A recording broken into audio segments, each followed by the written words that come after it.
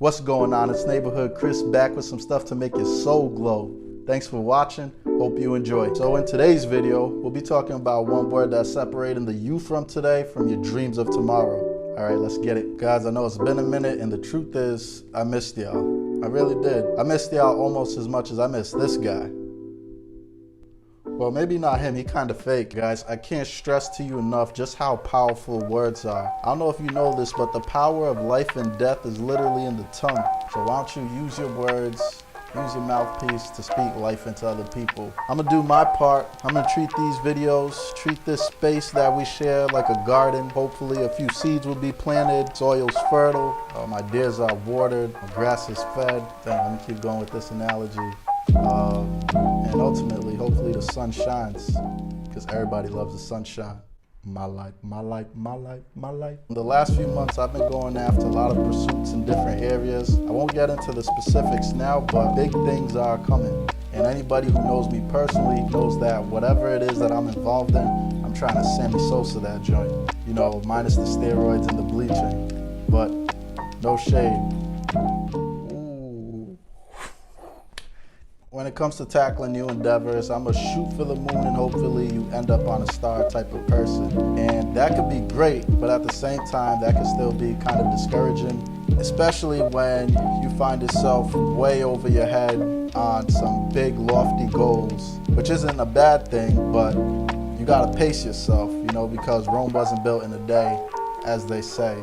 Back to the reason for this video. Today we're going to talk about that one word, 3 letters that separate in the you from today from the dreams of tomorrow.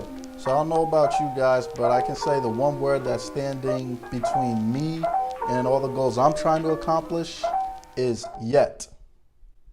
Say it with me, yet. Y-E-T, yet. Let's talk about that yet and what yet means to me, and hopefully we share a definition. Just come follow me. Oh, and do me a favor, before you even speak about a hater, whether a real deal one or a perceived one, you gotta watch who you're talking to, and I'm talking about that man in the mirror or that woman in the mirror. Because oftentimes the biggest battle or the biggest war that we're waging is not against any particular person, but it's really that one within ourselves. So we got to eliminate the self-doubt and really use our self-talk for good. Watch what you say to yourself. It's important. Future you depends on it. All right, guys, with no further ado, let me talk about the 3 main reasons why you haven't reached your dreams. Yet. Oh, that sounds actually pretty pompous. How convenient is that, though, really? There's only 3 reasons. Well, there might be more, but I just work here. Reason number 1, perhaps you're impatient. You can't rush greatness, whether that's a great souffle, the Great Wall of China, or whether you're Alexander the Great. So in Ecclesiastes, a book of wisdom in the Bible, it reminds us that for everything there's a season. There's a time to be born, a time to die, a time to plant, a time to pluck up that which was planted, a time to kill, a time to heal, a time to break down, and a time to build up. There's a time and place and a season for everything under the sun. So haven't you guys ever noticed that most of life's miracles and marvels all require some sort of incubation or germination period? How long does it take to have a baby? If you said 9 months, you are correct. We don't have to get into biology or sex ed. Think of the time it takes for a fruit to ripen and for you to pick it, or time it takes for a retirement account to mature. The moral of the story, guys, is that everything takes time. So you really got to ask yourself, am I giving my goal enough of a time to mature and develop, or am I trying to rush a really important process? Just something to think about. Reason number 2 that may be preventing us from reaching our goals, and that's a lack of repetition. And that's a lack of repetition. And that's a lack of repetition. Bruce Lee has this one quote, and I'm just going to paraphrase here. He said, I don't fear the guy who's done 10,000 kicks one time, but I fear the guy who's done one kick 10,000 times. And this just speaks to the importance of that repetition. All right, so think back to the playground, think back to anything really in life. Yo, I bet you can't do it again. Do it 3 times so we know it's not luck.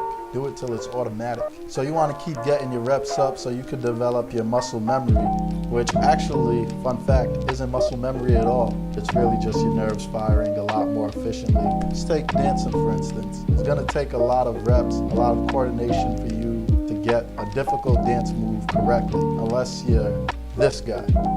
You may have required so many neurons in order to do a dance move at first, but by, let's say, week 2 of consistent practice of that same move every day, your body can do this move a lot more efficiently. Your body doesn't need such a concentrated effort or so many neurons firing to achieve that same result. I digress. Some of you, get your weight up. Everybody else, let's get our reps up. So I know we got a bunch of lifelong Bulls fans who only came out after DeMar DeRozan torched my Lakers. Yeah, it still hurts. Come on, Lakers. Give Brown some help. Sheesh. But the GOAT once said, I missed 9,000 shots in my career and lost 300 games. Was trusted to hit the game-winning shot over 26 times. I failed over and over and over again. And this is why I succeed. Powerful. A lot of us heard this quote from His Airness. And it goes back to getting those reps. You do something enough times, you're probably bound to get better. All it takes is that one time. You just need one shot for you to be remembered with the greats. This holds true in basketball and sports. This also holds true in business. You don't believe me? Let's talk about WD-40. Yeah. So for a lot of you guys, WD-40 is just that lubricant you might use when you're caught in a jam. You're really trying to shake something loose. Blue can, yellow font, red straw. Don't drink from that, ladies and gentlemen. That's toxic. No, a different type of toxic. So what a lot of us look at it as just a lubricant was really a story of grit, determination, unrelenting power, and never giving up. Yeah. You know what the WD and WD-40 stands for? That's water displacement. But even more than that, do you know what that 40 represents? So in 1953, Norm Larson and his 3-man crew of inventors set out to make a solvent for the aerospace industry that would be a degreaser and prevent rust. And the name WD-40 reflects that crew of inventors getting their water displacement formula right on the 40th try. So by 1958, this product was put on shelves, and the rest, as they say, is history. Don't stop believing. Ugh. So hear me well. All it takes is just one time for you to erase all those failures and for history to be changed forever. It's actually very comforting. Doesn't matter how many times you failed before. This isn't another message on failure, like go ahead, fail, because you probably know that already. But here are just some real examples. People have short-term memory once you start winning. Remember that. It's okay to fail, but it's not okay to give up. Man, some cliches are true. Maybe that's why they're cliches.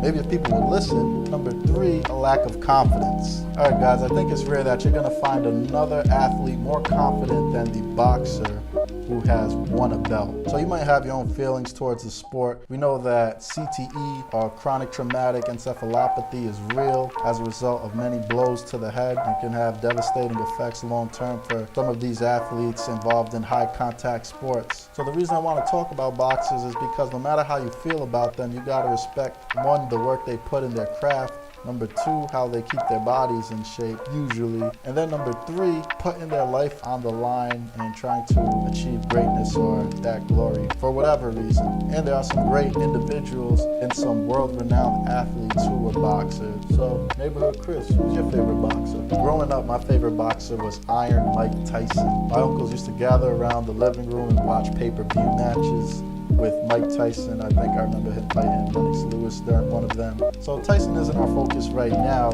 but if you have time, feel free to watch one of the most entertaining sports interviews I've ever seen in my life here, or check out the description down below. Let's talk about the greatest, Muhammad Ali, for a second, Cassius Clay. So I could go on about why Muhammad Ali is the world icon, world-class boxer, activist, human rights advocate that he is, but we all know Muhammad Ali for his poetry in the ring. You see him hopping around, dancing, shuffling, and he really knew how to put on a show. He was a showman. And him doing that in the ring, it all goes back to a belief in himself that he was the greatest. What I found so extraordinary about Muhammad Ali was that Muhammad Ali was the only boxer who actually had bars. Guess my favorite quote from Muhammad Ali. Good guess, but no, it's not flow like a butterfly, sting like a bee, although that was iconic. It's this one. I know you got him picked. Man's in trouble. Man's in trouble. I'm gonna show you how great I am. For this interview, if Mike Tyson was my first favorite, this would have to easily be a close number 2. All right, and I gotta give you this one to you guys. Honorable mention for my favorite Ali quote. He said, "Last week I murdered a rock." What? This guy lost it. Oh, and of course, who could forget this one? I'm the greatest. I said that before I knew I was. Do you feel that? That's a confidence you can't quite teach. So if you couldn't tell what Muhammad Ali was doing when he said that, he was manifesting. He was visualizing. The coolest part about all of that is you can do that too. Now, I'm not saying you have to go in the ring with hubris. And I'm not saying you have to talk junk. Hey, if you get knocked out, that's not on me. Where's the credits? Let me put up a disclaimer statement. Essentially, what Muhammad Ali did a great job of was he limited self-doubt. He did this through manifestation. He did it through visualization. He did it through talking himself up. And this is a very powerful technique. Going back to the importance of words, you gotta watch what you say to yourself. You gotta say, I am strong. I do have a voice in this world. I'm the best in the world at what I do. You gotta tell yourself these things. And who knows, if you tell yourself these things enough times, it might even come true. We'll be waiting. We'll be watching. Miss me with the negative talk, especially with that talk towards yourself. There are certain things you shouldn't say to yourself. You shouldn't call yourself stupid. You shouldn't call yourself dumb. You shouldn't say, I never get this right. All these things sound minor, but these are things that are just chipping away at your ego, chipping away at your self-esteem, and preventing you from being your own version of Muhammad Ali. Talk yourself up, and of course, don't be proud, don't be arrogant, but be confident. You remember these affirmation statements, and you limit and eliminate that self-doubt. It's not serving you. It's just not serving you. So do me a favor, you gotta develop your confidence. You know, your confidence. Next time you hear doubters say you haven't reached the honor roll or you haven't made Dean's List, you need to stop them because that's an incomplete sentence. You haven't made the Dean's List yet. Maybe you're thinking to yourself, you spent some time at this job, you've been working hard, busting your butt, you've been grinding. I haven't got that promotion. Tell yourself, I haven't got that promotion, but complete the sentence. Yet. I haven't got my master's degree or my doctorate yet. My bank account doesn't look like phone numbers, area code included. Yet. I haven't retired my parents yet. I haven't reached a million souls talking about the good news and healthy and wealthy living. Yet. All right, guys, so those are 3 reasons why you may not have reached your goals yet. Impatience, lacking confidence, or not enough reps. Just a reminder that the power of life and death is in the tongue. You know, let's use it to build one another up and not tear each other down. There's a season for everything. You can't rush greatness, and don't skip steps. Get your weight up, get your reps up. That's it, guys. Thanks for watching this video. Make sure you like, share, and subscribe. Comment down below. Let me know what positive self-talk or affirmations work for you. Neighborhood Chris signing off. Peace.